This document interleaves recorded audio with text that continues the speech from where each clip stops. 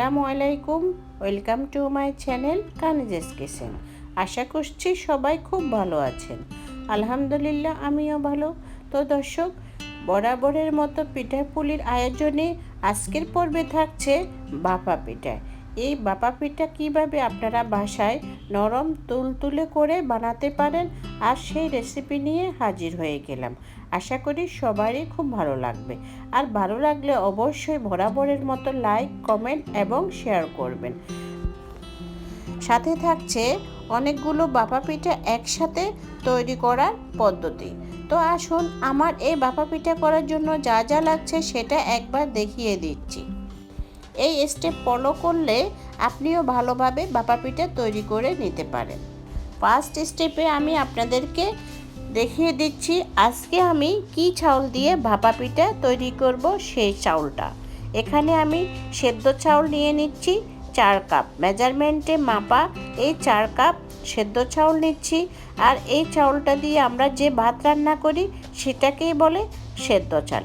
এখানে আপনারা চাইলে আতপ চাউলও ইউজ করতে পারেন, তবে সেদ্ধ চাউল দিয়েই কিন্তু ভাপা পিঠাটা খুব সফট এবং নরম হয়। আমি এখানে 2 ধরনের চাউল ইউজ করব। এই সেদ্ধ চাউলের সাথে আজকে আমি দিয়ে দিব চিনি গুঁড়া চাউল, যেটাকে আমরা পোলাও চাউল বলে থাকি। এই চাউলটা দেওয়ার উদ্দেশ্য হলো এই চাউলটা খুবই ভালো একটা সৌরভ ছড়ায়, সেই জন্য। এখানে আপনারা চাইলে চিনি গুঁড়ার সাথে আতপ চাউলটাও দিতে পারেন, অথবা শুধু আতপ চাউল দিয়েও কিন্তু ভাপা পিঠা হবে, আবার সেদ্ধ চাউল দিয়েও কিন্তু ভাপা পিঠা হবে। তো আমি দুটো মিক্স করে আজকে আপনাদেরকে এই ভাপা পিঠাটা করে দেখাবো। এখানে কথা বলতে বলতে আমি 4 কাপ চিনি গুঁড়াও চাল দিয়ে দিয়েছি। টোটাল 8 কাপ মেজারমেন্টে মাপা চাল নিয়ে নিয়েছি।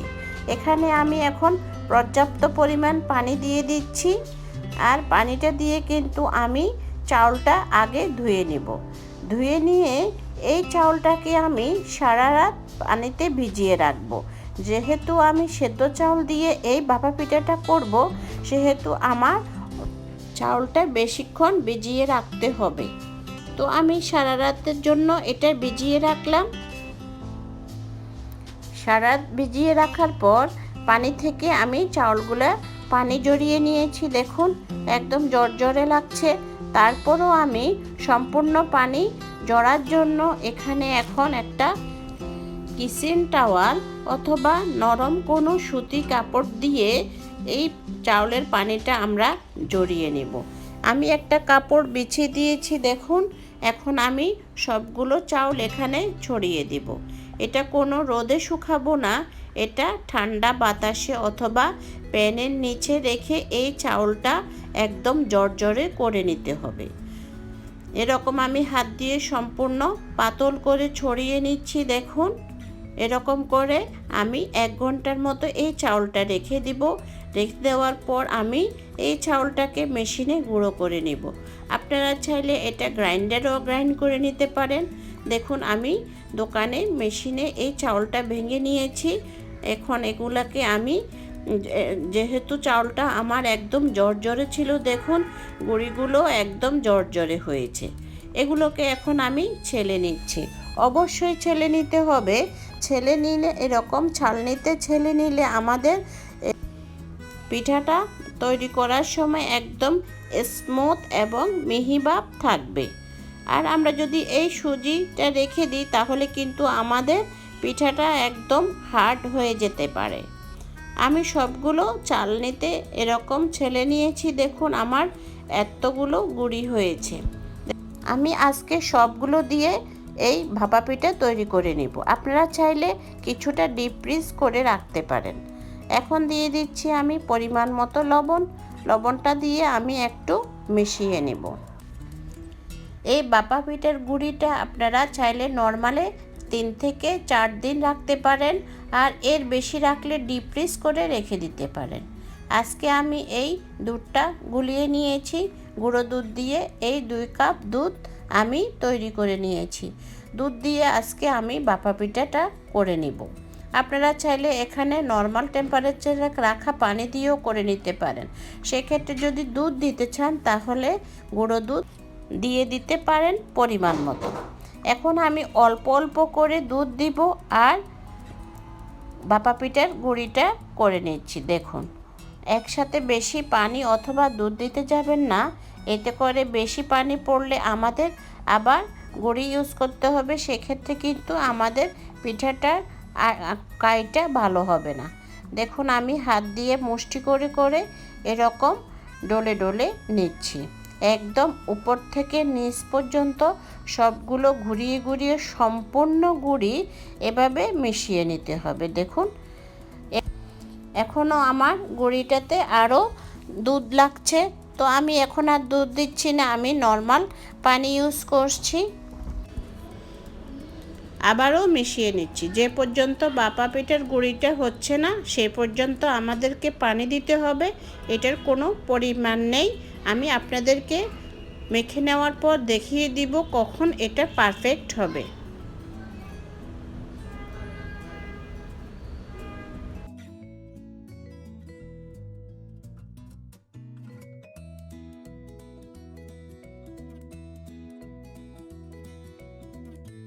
আমার মোটামুটি হয়ে গিয়েছে। এটা আপনারা কিভাবে বুঝবেন হয়েছে সেটা আমি দেখিয়ে দিচ্ছি। এরকম মুঠ করে নিব। দেখুন, মুষ্টিটা যদি ঝরঝরে হয় তাহলে আমাদের গুঁড়িটা হয়নি। দেখুন, আমার মুষ্টিটা কিন্তু দলা দলা হয়ে ভেঙে পড়ছে, তার মানে আমাদের ভাপা পিঠার গুঁড়িটা একদম রেডি হয়ে গিয়েছে। এখন এগুলোকে আমি চালনিতে ছেলে নেব। কিভাবে ছালবো সেটা আপনাদেরকে আমি দেখিয়ে দিচ্ছি। একটা ডিশের উপরে দেখুন এরকম চালনি কম বেশি সবারই থাকে, চালনিতে এরকম ছেলে নেবেন, অথবা এখন অ্যাভেলেবেল বড় ধরনের চাকনি পাওয়া যায়, সেটা থেকেও ছেলে নিতে পারেন। আমি অল্প অল্প করে আলতো হাতে এই গুঁড়িটাকে ঢলে ঢলে নিচ্ছি। দেখুন, কোনো রকম প্রেসার দিয়ে করা যাবে না, এতে করে চালনির ছিদ্রগুলো বন্ধ হয়ে যাবে। অল্প অল্প করে এভাবে আমি সবগুলোকে ছেলে নিচ্ছি। আপনারা এরকম চালনিতে ছেলে নেবেন। এর চেয়ে বড় ধরনের মোটা ছিদ্রযুক্ত চালনিতে ছাড়লে গুঁড়িটাও কিন্তু মোটা মোটা হয়ে যাবে। এরকম চিকন চালনি দিয়ে ছাড়লে আমাদের পিঠাটা খুবই সুন্দর হবে। তো দর্শক, প্রতিটা টিপস আপনারা অবশ্যই ফলো করবেন, এতে করে আপনারাও পারফেক্ট ভাপা পিঠা তৈরি করে নিতে পারেন। এভাবে করে আমি সবগুলো চালনিতে ছেলে নিচ্ছি। অল্প অল্প করে ছেলে নেবেন, একসাথে বেশি করে চালতে যাবেন না, এতে করে গুঁড়িগুলো কিন্তু চালনিতে একদম লেগে যাবে। আর কিছুক্ষণ পর পর যদি চালনিতে লেগে যায় তাহলে চামচ দিয়ে এভাবে নেড়ে দিতে পারেন। তো আমার মোটামুটি সবগুলো ছেলে নেওয়া হয়ে গিয়েছে। দেখুন, আমি এখন ডিশে সমানভাবে এগুলোকে রেখে দিচ্ছি। উপরে একটা টাওয়াল টিস্যু অথবা র্যাপিং পেপার দিয়ে মুড়িয়ে রাখবেন, এতে করে গুঁড়িগুলো আর ড্রাই হওয়ার সম্ভাবনা থাকে না। আর কি কি লাগছে সেটা দেখিয়ে দিচ্ছি। এখানে আমি নিয়েছি খেজুরের গুড়, আর নিয়েছি এখানে দুই ধরনের নারকেল। দেখুন, আমি সালাদের মেশিনে এরকম চিকন লম্বাটে করে একটু ডিজাইন করার জন্য নিয়েছি। আর নিয়েছি রেগুলার কোরানো নারকেল, যেটা নর্মালি আমরা নারকেল কুড়িয়ে থাকি। তো দুটো দিয়ে আজকে কিভাবে দেখতে সুন্দর, খেতেও ভীষণ মজা ভাপা পিঠা তৈরি করে দেখাবো। আর এখন আমি এই গুড়টা কিভাবে গুঁড়ো করে নিব। দেখুন, একটা সালাদের মেশিনে এরকম দুই ধারে দুটো ব্লেড থাকে। দেখুন, এটাতে আমি এই গুড়টাকে মিহি কুচি করে নেব। অবশ্যই আমাদের এই গুড়টা মিহি কুচি হতে হবে। যদি চাকা চাকা থাকে তাহলে পিঠার ভিতরটা গুড়টা গলতে বেশ কিছু সময় লাগবে। তো এরকম সালাদের মেশিনে অথবা বটিতেও আমরা এই গুড়টাকে মিহি কুচি করে নিতে পারি। আমি দেখিয়ে দিচ্ছি কীরকম হচ্ছে সালাদের মেশিনে। দেখুন, একদম মিহি হচ্ছে। এরকম করে আমি বাকিটাও করে নিচ্ছি। দেখুন আমার সবগুলো হয়ে গিয়েছে। এই বাফা পিঠা করার জন্য আপনারা পাটালি অথবা খেজুরের গুড় যেটাকে বলি সেটা ইউজ করবেন, এতে করে পিঠাটা ভালো ফ্লেভার হবে। আর বাফা পিঠা করার জন্য নারকেল বা গুড়ের কোনো পরিমাণ নেই। যে নারকেল বেশি খেতে চান তারা একটু বেশি নারকেল দিবেন, আর যারা গুড়ের পরিমাণ বেশি পছন্দ করেন তারা গুড়টা দিবেন। এখানে কোনো পরিমাণ নেই, আমি এই জন্য বেশি পরিমাণে 2 ধরনের নারকেল নিয়েছি। এই বাফা পিঠা তৈরিতে একটু নারকেলটা দিলে কিন্তু টেস্টটা বেশি হয়, সেই জন্য আমি একটা বাটিতে 2টো নরম কাপড় ধুয়ে নিয়েছি। দেখুন এটা আমাদের পিঠা তৈরিতে লাগবে, সেই জন্য এখন এরকম একটা পিঠা বানানোর জন্য বাটি নিয়েছি। আপনারা যে কোনো বাটি ইউজ করতে পারেন, এতে কোনো প্রবলেম নেই। তো আমি একটু বাটিতে এই ডিজাইন করা নারকেলটা দিয়ে দিচ্ছি। এটা জাস্ট সৌন্দর্যের জন্য, এটা অপশনাল, সৌন্দর্য বাড়াতে আপনারা দিতে পারেন, আর না দিলেও কোনো প্রবলেম নেই। আর উপরে দিয়ে দিচ্ছি একটু বাফা পিঠার গুঁড়ি। দেখুন হাত দিয়ে এরকম ছড়িয়ে হালকা আলতো হাতে চেপে সমানভাবে বসিয়ে দিতে হবে। তার উপর দিয়ে দিচ্ছি রেগুলার কোরানো নারকেল। এভাবে করে দেখুন আমি নারকেলটা পরিমাণে বেশিয়ে দিচ্ছি। বাফা পিঠা তৈরিতে নারকেলটা দিলে কিন্তু খুব মজা হয়। এই লেয়ারে দিচ্ছি গুড়। গুড়টা বেশি খেতে চাইলে সে পরিমাণটা বেড়ে দিবেন, আর কম খেতে চাইলে কম দিবেন।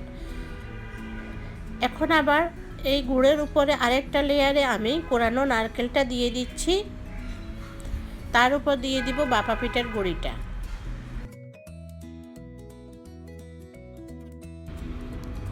দিয়ে আলতো হাতে ছড়িয়ে দিচ্ছি, লক্ষ্য করুন। আমি এই বাফা পিঠার উপরে বা নিচের পার্টে 2টা নারকেল ইউজ করেছি, যেহেতু পিঠাটা এপিট করলেও যেন সুন্দর দেখায়, ওই পিঠেও যেন সুন্দর দেখায়। 2 সাইডে এরকম কোরানো নারকেল দিয়ে দিয়েছি। এখন যেই কাপড়টা আমি ভিজিয়ে রেখেছি, দেখুন এই কাপড়টা দিয়ে পিঠাটা মুড়িয়ে নিয়েছি। আর আমি যেহেতু বলেছি একসাথে অনেকগুলো পিঠা কিভাবে তৈরি করা যায় সেটা দেখিয়ে দিচ্ছি। আমি আজকে স্টিমে আপনাদেরকে এই বাফা পিঠা বানিয়ে দেখাবো। স্টিমের একটা স্ট্যান্ডে আমি একটা পিঠা বানিয়ে রেখেছি। দেখুন একটু টোক দিয়ে উঠিয়ে নিচ্ছি। দেখুন পিঠাটা কত সুন্দর হয়েছে। এভাবে করে আমি আরেকটা পিঠাও বানিয়ে নিয়েছি। এটা আপনাদের পছন্দ, যেভাবে করে আপনারা পিঠা তৈরি করতে পারেন সেভাবে করে নেবেন। তবে আলতো হাতে দিতে হবে, বেশি একটা চাপতে যাবেন না, এতে করে পিঠাটা শক্ত হবে, খেতেও ভালো লাগবে না। এই স্টিমের হাঁড়িতে দেখুন আমি উপরে স্ট্যান্ডটা বসিয়ে দিচ্ছি। এখানে আমি 4টি পিঠা একসাথে তৈরি করে দেখাবো।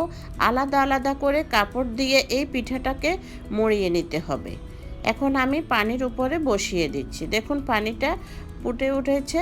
এখন আমি স্টিমারটা বসিয়ে দিয়েছি।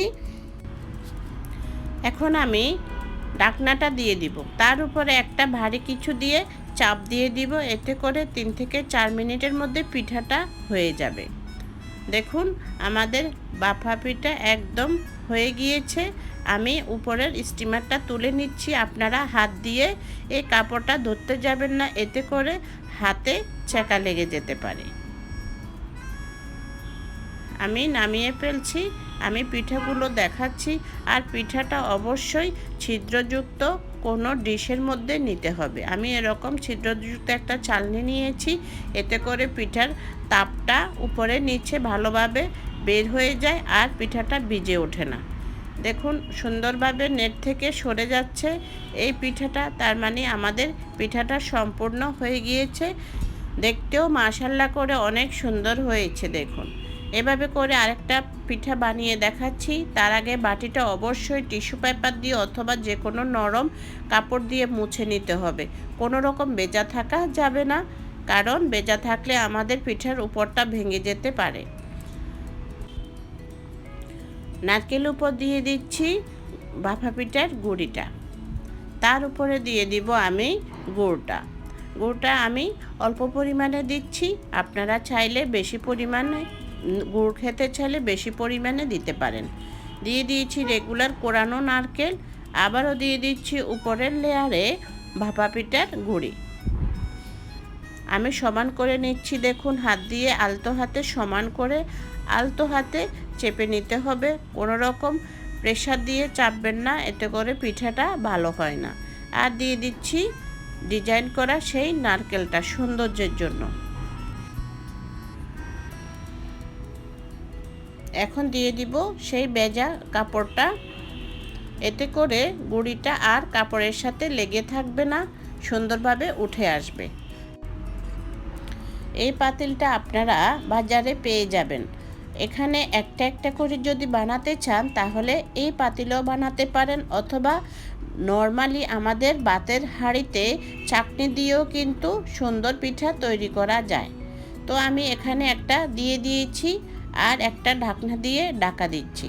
অবশ্যই একটু চাপ দিয়ে ঢাকনাটা দিবেন, সেই ক্ষেত্রে পিঠাটা তাড়াতাড়ি হয়ে যায়। তো আমি আপনাদেরকে দুইটা পদ্ধতিতে ভাপা পিঠা করে দেখিয়েছি। আপনারা চাইলে ভাতের হাঁড়িতে চায়ের ছাঁকনি দিয়েও কিন্তু ভাপা পিঠা তৈরি করে নিতে পারেন। এখন মোটামুটি সবাই ভালো জানে কিভাবে অল্পতেই সুন্দর ভাপা পিঠা তৈরি করা যায়। তো আমার এই পিঠাটাও হয়ে গিয়েছে। এটা হাত দিয়ে তুলতে যাবেন না, একটা চামচ দিয়ে তুলে নেবেন, তো হাতের কোনো রকম ছেঁকা আর লাগবে না। দেখুন আমি তুলে নিচ্ছি। এই পিঠাটাও আমার সম্পূর্ণ রেডি হয়ে গিয়েছে। তার আগে আমি বলে দিচ্ছি আরও কিছু টিপস, যেমন এই গুঁড়িটা দেখুন আমি এক সাইড থেকে ইউজ করেছি, পুরাটা এলোমেলো করে করি নাই, এতে করে আমাদের বাকি গুঁড়িগুলো কোনো রকম নষ্ট হবে না, দলা দলা হবে না। আর এরকম কিচেন টাওয়াল অথবা র্যাপিং পেপার দিয়ে গুঁড়িটা মুড়িয়ে রাখবেন। আর একটা টিপস দেখিয়ে দিচ্ছি, এখানে আমি বাটিতে যে পানি নিয়েছি দেখুন, এই পানিতে কিছুক্ষণ পর পর আমরা দুই একটা পিঠা বানানোর পর আটাটা লেগে থাকে, দেখুন এই ভাপা পিঠার আটাটা লেগে থাকে, এই জন্য এটাকে এই পানিতে ধুয়ে নিতে হবে। এরকম ধুয়ে নিয়ে আমরা এটাকে আবার পিঠা বানানোর জন্য ইউজ করব। আর ভালোভাবে ধুয়ে পানিটা ঝেড়ে নিতে হবে।